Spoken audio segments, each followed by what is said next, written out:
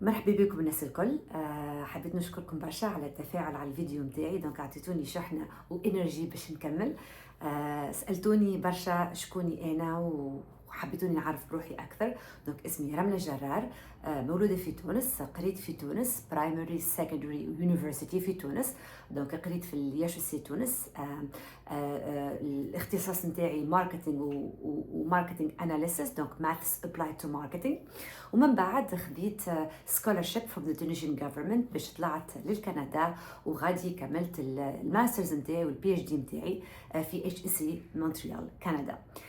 ومن بعدها مشيت لندن، فين اشتغلت في مؤسسه كبيره اللي هي الاختصاص نتاعها المجر نتاع الببليسيتي على السيلز. دونك هذا هو الاختصاص نتاعي في الدنيا نتاعي، ابار السوشيال ميديا اللي دخلت فيها توا، واللي باش نحكيو على مواضيع ماهيش مش تكون قريبه برشا من اللي خدمته. مي حبيت الحاجات اللي تعلمتهم في الخدمه نتاعي كسوا في لندن ولا في ليتاب ولا في ستيب اللي بعد لندن، خاطر بعد ما اشتغلت مده 10 سنين هكاك في لندن. حبيت انا والبارتنر نتاعي نحلوا اور اون بروجيكت. دونك عندنا شركه في نفس الاختصاص اللي هو الميجر نتاع الادفرتايزنج على السيلز. ويمكن من الحاجات اللي باش نحكي عليهم برشا في الفيديو هذوما هو some of the experiences that I had setting up the company with my co-founder, people that I worked with، على خاطر كل واحد يخدم معايا على الأقل في البدايات معناتها كنا برشا قراب لبعضنا.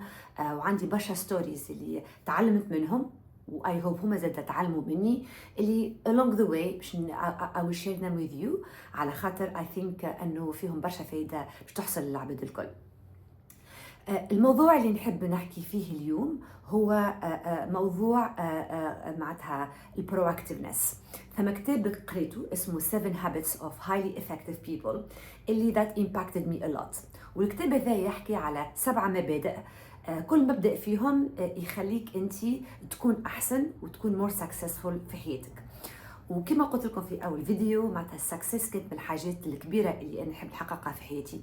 وباي ذا واي معناتها talking about success توا at my age today I don't think that there is any definition of success, and I don't believe there is one single definition of success, and I don't really think that there will be one day اللي واحد يوصل له ويقول I am successful. قد ما تعمل في الدنيا هذه، وقد ما تخدم، وقد ما تحاول، قد ما بتاتخ هذيك هي الديفينيشن تاع سكسس. اما انك باش توصل الكونسبت اسمه سكسس in absolute terms for me على الاقل I don't think it exists. But anyway، ذاك المبدا الاولاني اللي يحكي عليه الكتاب هذايا هايلي 7 habits of highly effective people هو البروأكتيفنس. دونك شنو البرنسبل نتاع البروأكتيفنس؟ يقول لك الكتاب هذايا هو انك انت في حياتك لازمك ديما انت تاخذ انيشيتيف، لازمك تكون انت ديما سباق، وانت اول واحد تعمل الحاجات وما تقعدش تستنى باش الحاجات تجيك، يا من الانفايرمنت يا من الكونتكست يا من العباد. دونك من الحاجات اللي تعلمتها برشا من الكتاب هذا واللي انا حاولت ياسر نطبقها في وسط حياتي في الباركور نتاعي الكل، معناتها من اللي بديت معناتها من تونس لندن، سامحني، من تونس لكندا لندن وتوا تونس ولندن، هو اني نكون ديما برواكتيف في الحاجات اللي نحب نعملها. ما نستنيش شكون يقول لي اعمل، في نلقى ثم ثغره باش نعمل حاجه ننجز ونعملها. على خاطر تعلمت في الدنيا انك تقعد قاعد ستيل ما تعمل حد شيء، ما ثم حد شيء باش يهبط عليك كشتاء من السماء. يلزمك تشتغل برشا، يلزمك تشقى برشا، يلزمك you put in the hours كما نقولوا بالانجليز باش انت تنجم من بعد تقطف الثمار نتاع الحكايه هذه. وباي ذا واي هالحكايه هذه نتاع السوشيال ميديا، باش نحكي على السوشيال ميديا من الحاجات اللي كنت ديما نحب نحكي عليها. ونتذكر مره واحده تشتغل معايا نحبها برشا اسمها آمنة، مازالت تشتغل معايا لحد الان. لقاها في الكيتشينات، عندنا كيتشينات في الفيرست فلور نتاع الشركه نتاعنا. ولقاها حتى في اللانش بريك فيديو قاعده تتفرج عليه على انفلونسرز، وقالت لي نذكر انا تعمل لي رمله هالانفلونسرز هذوما من غير حتى قرايه they were capable of achieving a lot and they have a lot of money. والحق امنه رغم من وقتها قعدت تمخر في مخي الحكايه.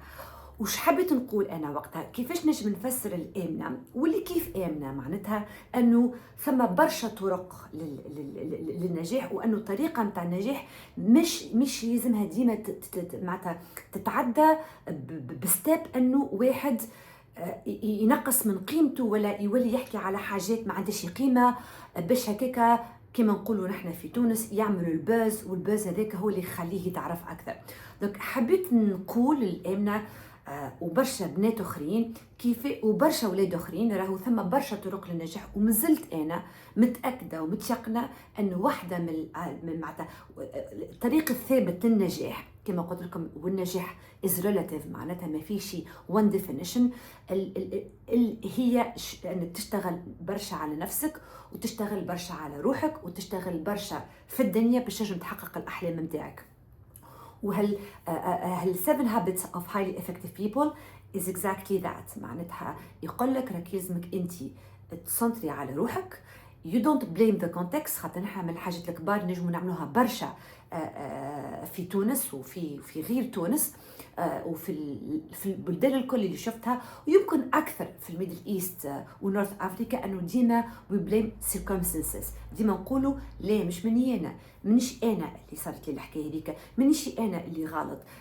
certainly حاجه صارت في المجتمع نتاعي، في الفاميلي نتاعي، في الخدمه نتاعي، من العرف نتاعي، هذاك علاش انا today I cannot progress ولا I cannot provide ولا I cannot be successful ولا I can't be shining. So I think it's very important انه كل واحد فينا يخزر روحه ويقول اوكي انا اول ما تصير مشكله في وسط حياتي، قبل ما نبدا نخمم هو تو بليم شكون مش نلصق له المسؤوليه نتاع عدم النجاح نتاعي ولا عدم الفرحه نتاعي، نحاول نخزر روحي انا من الداخل ونحاول نشوف شنو الحاجه اللي انا عملتها مش قد في حياتي، ولا انا التصرف اللي انا ما عملتوش بالكدا اللي يخليني انا ماشي ناجح.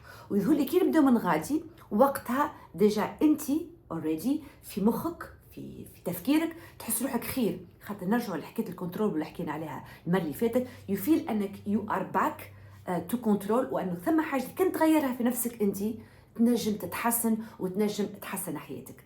دونك هذا هو الميساج نتاعي نتاع اليوم، وشكرا آمنة على كل كلمتين اللي قلتهم لي اليوم واللي خلتني اليوم نعمل فيديو هذه. ميرسي.